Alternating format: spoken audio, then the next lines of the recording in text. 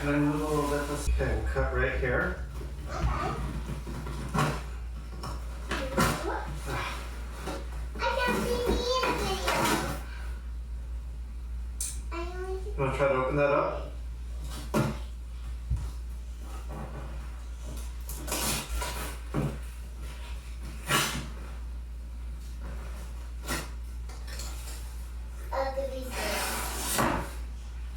So this would be called a light modifier. Specifically, okay, you can take that.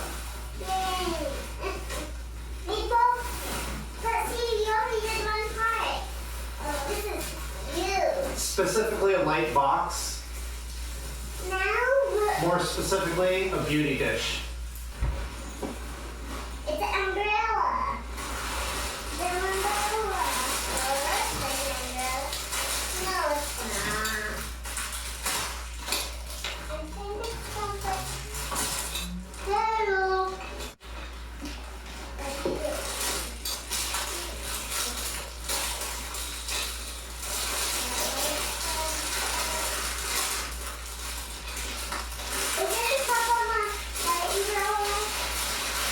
Come on. No, you were wrong. It's a bird cage. Is this a bird cage? It's not a bird cage. You were wrong. It's not a bird cage. You know what though? I think this is all pre-assembled. This is amazing if it is. Hold on. I don't think we want to rip all this off though. I think we want to keep this on. And just open it up. So I'm going to zip this up. Watch out.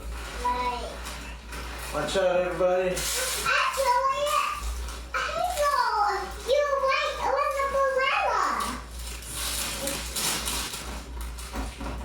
Is that a topper of an umbrella? So I was ready to do a time-lapse video because I thought this was going to take forever. Usually I have to insert each and every one of these pins. But this is amazing not having to put it together.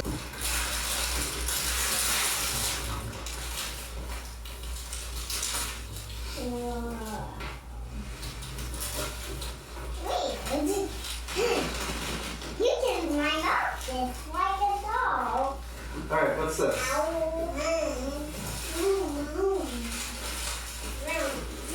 Velcro on here. This makes very directional light. I usually like the more diffused light coming from different directions. It's got a bunch of Velcro around the edges for fastening it.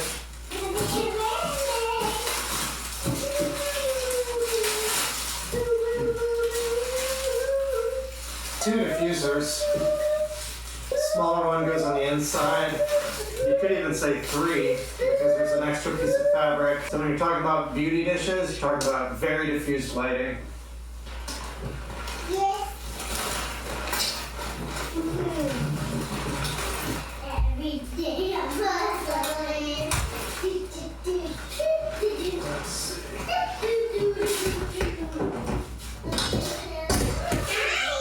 That snaps right in. That's a dream.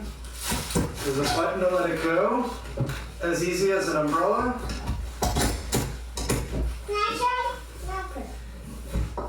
How is that going to work? Maybe. Let me lift that up. Let me try putting that.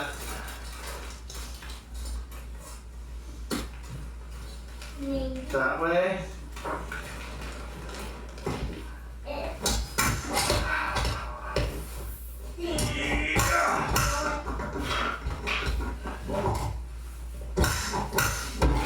No.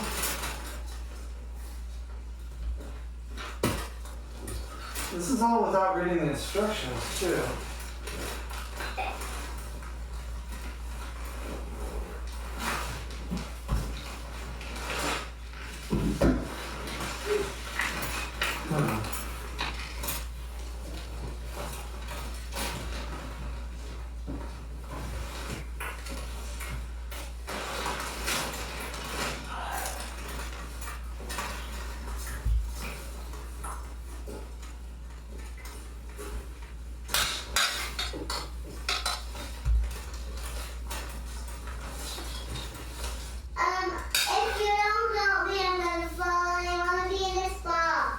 So I would say this should be mounted so that the light hits it, it spreads it out. There's the other way where the light would kind of aim and bounce inward towards a focal point, like a parabolic dish. So I would mount this way, and you're gonna get the most diffusion. But it's looking like I have to mount it this way. And it fits the shape of underneath all these wires that are gonna come down on top of it.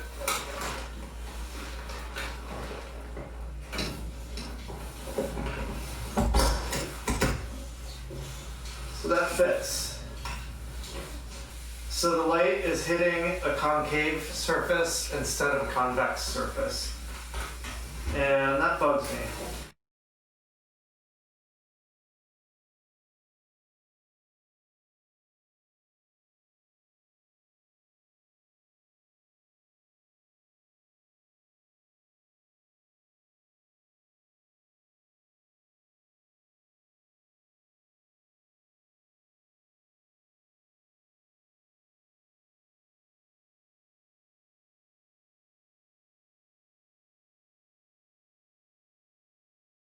This attaches with Velcro around the inner edge. A lot of times they go over. It's kind of hard to get every edge evenly attached. Not impossible, I guess. Too many confusions over here. This was really easy to assemble with the snaps.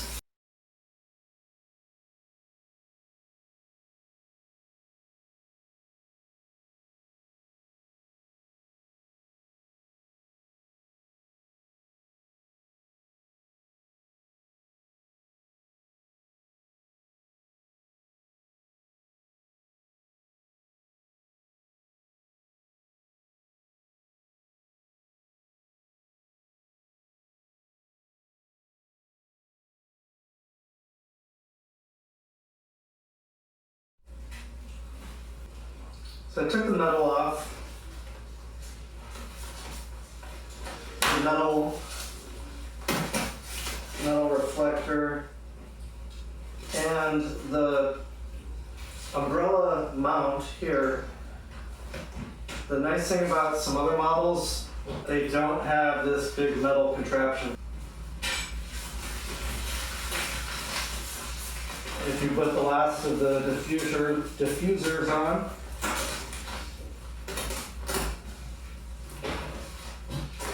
you're not going to see that shadow. That's not going to be a problem. But it does bug me a little bit that there's a big hunk of metal blocking some of my light.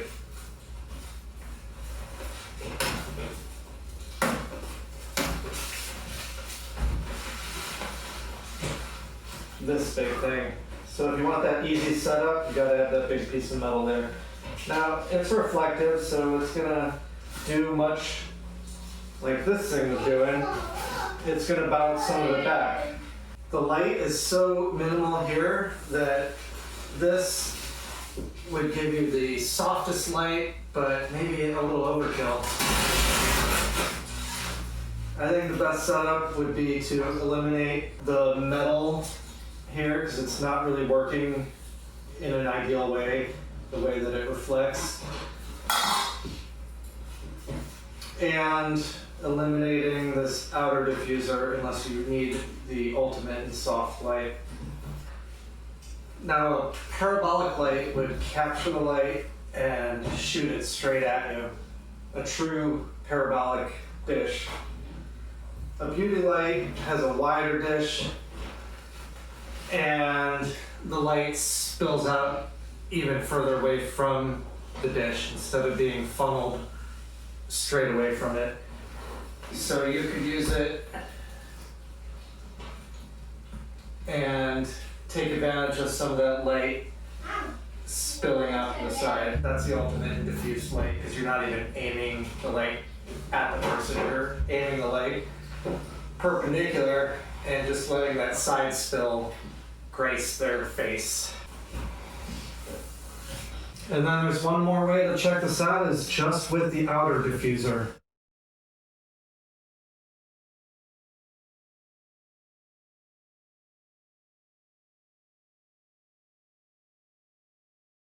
So now the light is further away, so it's going to be a little more diffused. The shadow's not going to be as strong, and it's not going to have the double layer, which really takes off the extra f-stop of light.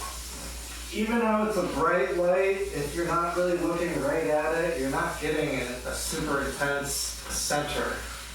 It's not really like staring at the sun, although it's there. You can see the hot spot right in there.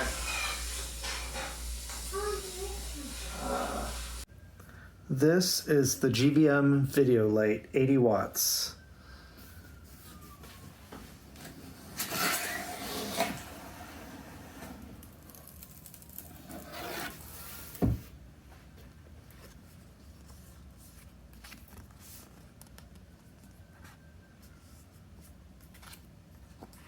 This would be a competitor to the Godox and the Neewer light. Godox SL60 watt, Neewer SL60 watt. Those are the go-to lights in this category of lights. Kind of lighter lights, there's much brighter lights out there, but for video making, anything brighter than what you need is a little overkill, because then you have louder fans and other problems like that. So a vlogger would want something in this ballpark, the Godox, the Neewer, or this one. And compared to the Godox and Neewer, this is going to be lighter and a little more wattage, but probably really close to the 60 watts.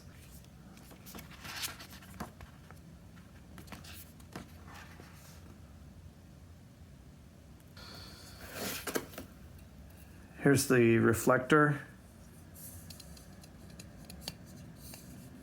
It's got a nice dispersion pattern in there. Bowens mount.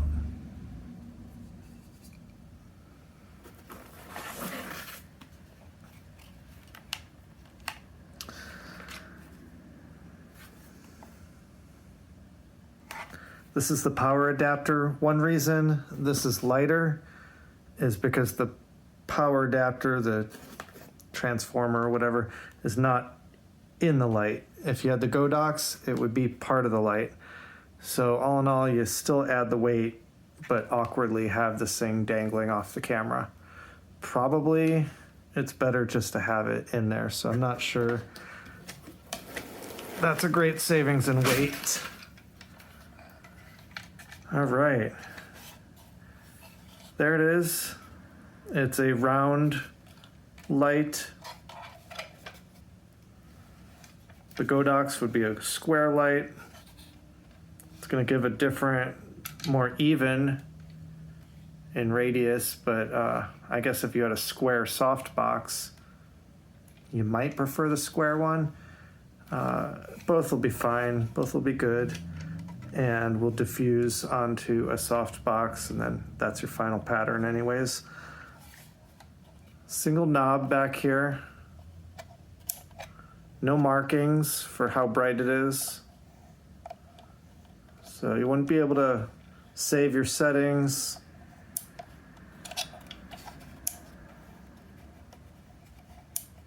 Other than straight up and down should be 50%. So visually you can tell.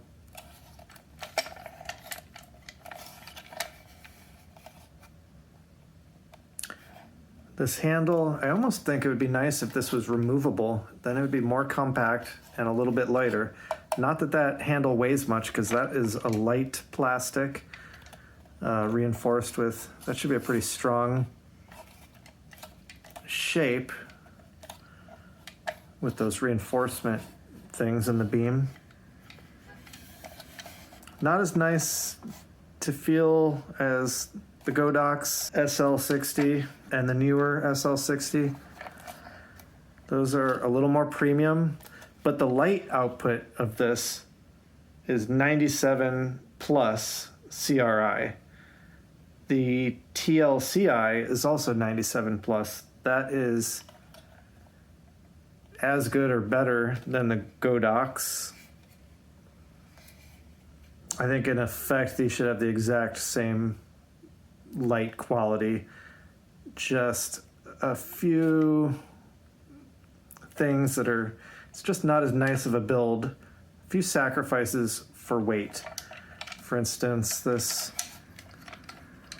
where it attaches to your light stand, I doubt you're gonna break it, but it just feels like not premium.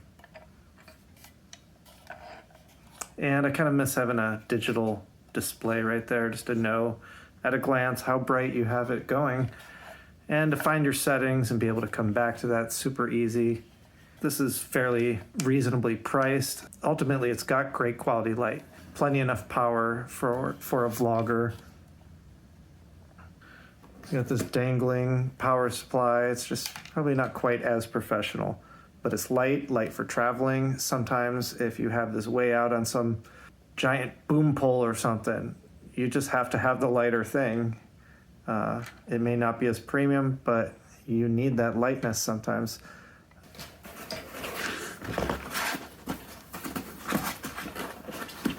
And then a power cord.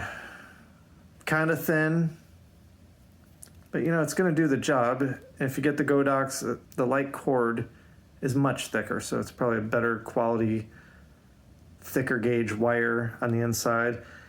And this isn't very long. I haven't opened it up, but the cable that they give you with the Godox is a lot longer. For some people, they're just gonna plug it in right next to the light. This is fine. But most professionals would probably prefer the heavy duty cord that is longer. But there's a bunch of people that just, this is fine. I mean, this is gonna provide electricity. It's not as heavy duty of a cord, but it gets the job done. Comes with an umbrella, a light umbrella, which you can shine the light through this. It's a nice added feature. These are kind of cool. If you don't have a softbox, this would do the trick for light diffusion. Ultimately, a softbox is a more efficient way of lighting something because it will not only throw the light forward through the diffuser, just like the umbrella, but it'll also, any light that goes back will be reflected and then also thrown forward. They're the best way to go for light diffusion, but this is cheap and in a pinch will work. There's no carrying case. If you like, you can use that as a carrying case, I guess. You could even keep the brown box. Personally, I don't travel with my lights. They're studio lights. So if I really wanted something, I suppose I'd get a duffel bag or something.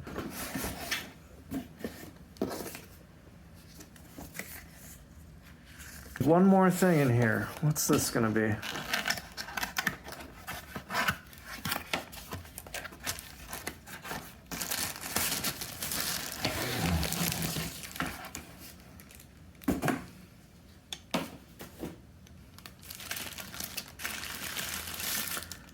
This is the light stand.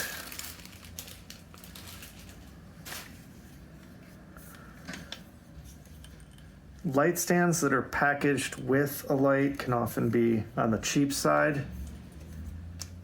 This doesn't feel terrible. It's not super high quality, but some of those kind of freebie stands can be terrible quality. This seems decent. Got a little rubber cap protecting the end there. This feels kind of like soft aluminum. I don't know how well that will hold up, but these are usually solid and hold up forever. And then that slides and screws down. If you slid all of these up, this would be insanely tall and probably not a heavy enough light stand to be putting that out crazy tall.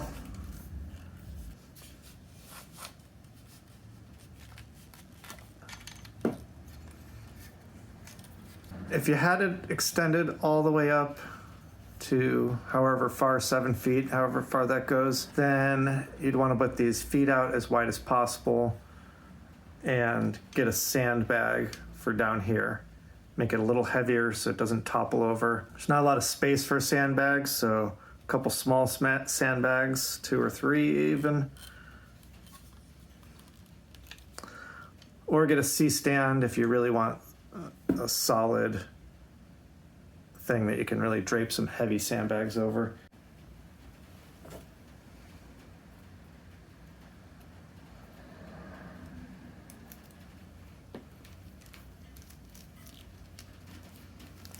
This cord is probably about 8 feet tall, maybe 9 feet.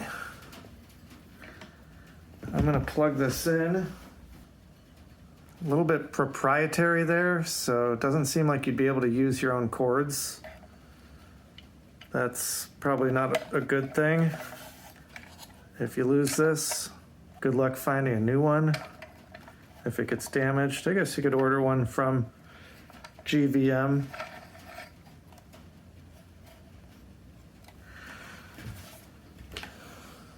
So that'll go in there.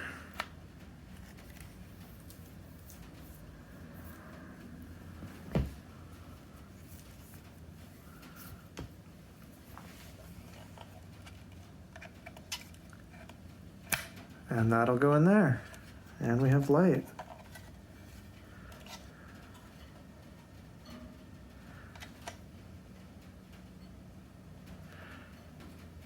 The Godox has the fans of aluminum that really do a good job of dispersing heat. But my Godox never even so much as gets warm, so I don't even know. Maybe this is just good enough.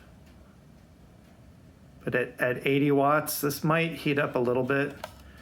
So if it's running for a long time, you might have to turn it down a little bit. Without the fans for heat dispersion, the bulb may not last as many years, but it should still last a long time. Usually LED lasts 20, 25 years. And then there's a reflector.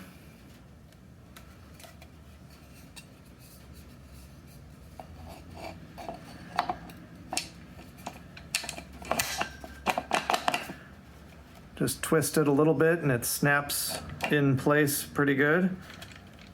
To release it, you pull down on this peg right there and it pops back out. It's a very common style mount, so would be compatible with a lot of different things. You could put a softbox in here, and a softbox is a way better option than a light reflector. This is decent so that you don't see it if you're standing to the side, but it's still, LED is like staring at the sun. It'll kill your eyes. And if there's a model, or just as a photographer being in the room, you accidentally might stare at it once in a while. A softbox is wonderful. The light is so beautiful from a softbox. So this reflector, while it kind of modifies the light a little bit, a softbox is the way to go. I'm touching the aluminum. It's not scalding hot or anything, but it's feeling just a little bit warm.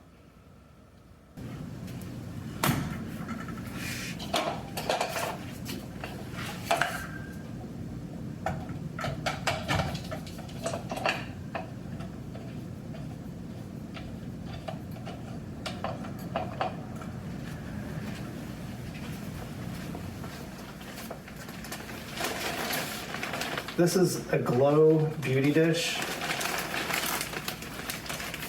It's got kind of like an umbrella, it just pops it right open.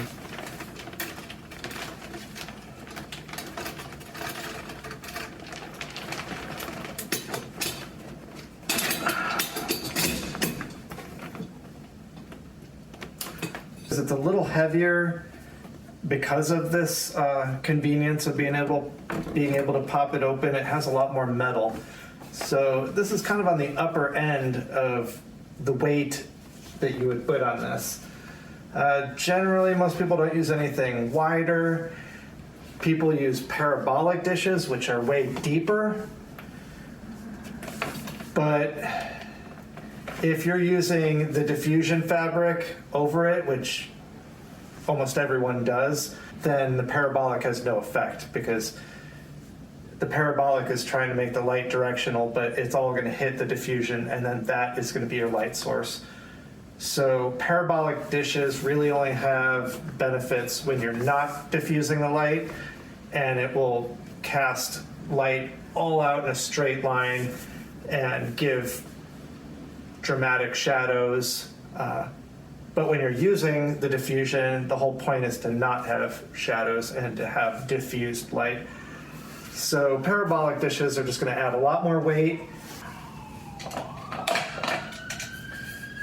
This I'll never use again because you got to have some sort of light modifier. What this is good though for is when you want to put gels over it. So you could put, the Godox comes with like nylon fabric with elastic around the edges, because you couldn't really put a colored modifier over this directly. But just using this without a color modifier, I'm not sure why, other than if you just haven't gotten a softbox yet.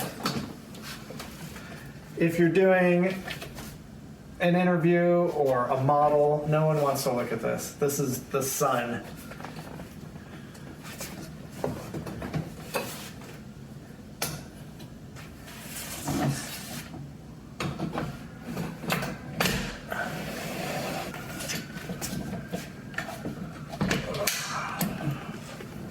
There we go.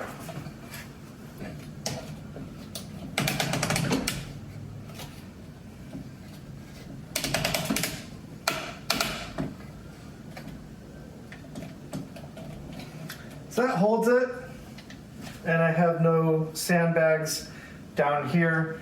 It holds it, yeah, it's probably the most weight you'd want to put on it. So if you're gonna have some mega huge softbox, which most people wouldn't need, maybe something more sturdy for the light. The only time you might want a bigger one is if you're filming a group of people, or you know you're going to be filming head to toe and you need lighting to cover as much surface area as possible.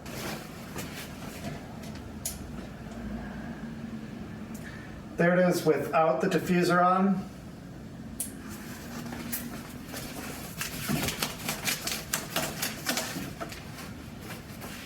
And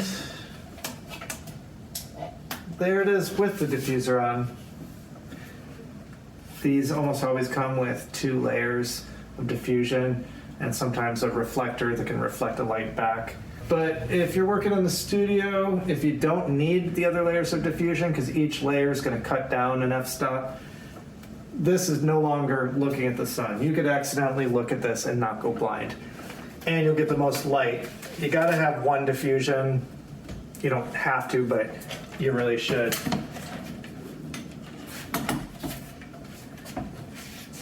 It's a little precarious, but again, I could put a sandbag down there, but I can start using this right away. It's really nice that it comes with the light stand. And it would have been nice if it came with a soft box, but there's so many different styles that you got to kind of figure out what type of soft box you want. Sometimes people like round ones, sometimes people like square ones. A square one's going to mimic a window, and it's going to make a square reflection in their eyes and give you the sense that they are near a window. Psychologically, you might pick up on that square reflection, whereas a round reflection may look more like they're in a studio, because in someone's natural home they don't have big round lights, but they do have big square windows.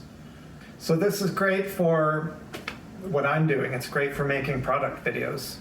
It's great for a one-on-one interview. It's great for filming craft. It's great for a talking headshot. Just filming yourself talking about whatever. So much of filming these days is for YouTube. So this is perfect for YouTube. this amount of light is a good amount of light. You don't need more unless you have an unusual circumstance, like a large room that you need to light from far away. If you're trying to light an entire wedding gathering, you're going to need more light or multiple lights. But for personal stuff happening inside, this light, 80 watts, 60 watts, that's the sweet spot. Bigger lights are going to have bigger fans. And these days, everything's all about videography. There's not that many people that only do photography and don't ever do videography. If you have a camera, you have a video camera on there. It's just part of the deal now. And those two art forms are really merging. So yeah, I would not go for higher wattage fans. It's more heat and a bigger fan to deal with that heat. These are fairly quiet. I can hear it. When I stand right here, I can hear it.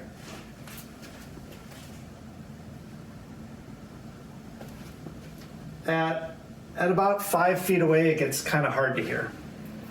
And I don't think the camera is going to pick it up. There are some lights out there that you can turn the fan off. This one is not one of them. I'm going to see if we can hear this fan noise coming up close.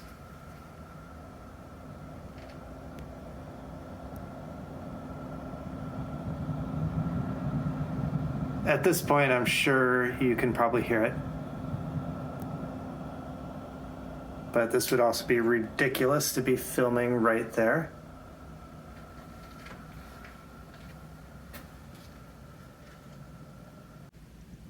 This light stand can handle this little GVM light. It's lightweight, but then this modifier is a little too big. It's tending to want to pull away. It's just like ready to fall. So I don't have a sandbag right now, but what I do have is just a clamp from my toolbox. And it just needs a little extra weight to keep it from falling down. But that's the further towards that edge, the better. And that adds just enough weight to keep it from toppling. It's just a quick fix.